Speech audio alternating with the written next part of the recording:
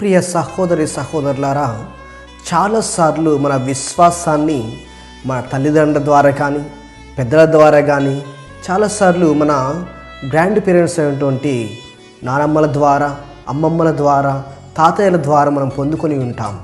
కాబట్టి ఈనాడు పునీత పౌలు గారు తిమోతితో అంటూ ఉన్నాడు, ఇదిగో నీ అవ్వయగు లోయి నుంచి మరియు నీ యొక్క తల్లి అయినటువంటి యునీకే నుంచి పొందినటువంటి నీ విశ్వాసాన్ని బలపరుచుకొనుము, నీ విశ్వాసంలో ఎదుగుము, ఇదిగో సువార్త కోసం పాటుపడుము, నీ విశ్వాసాన్ని నిలుపుకొనుము అని చెప్పి తెలియజేస్తూ ఉన్నాడు.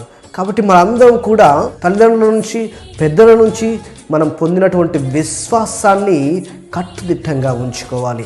అదే విశ్వాసంలో ఎదగాలి, అదే ప్రభువులో మనం ఎదగాలి. ఎప్పుడైతే విశ్వాసం ఎదుగుతామో, ఎప్పుడైతే ప్రార్థనలు ఎదుగుతామో, మనము దేవునికి మారుగా జీవించిన బిడ్డలమవుతాం. కొన్నిసార్లు మన విశ్వాసము బాధల్లో కష్టాలు అటు ఇటుగా ఉన్నప్పటికీ విశ్వాసం కలిగి విశ్వాసం నిలుపుకొని దేవునికి మారుగా జీవించేలాగున ప్రయత్నం చేద్దాం. ఆమేన్.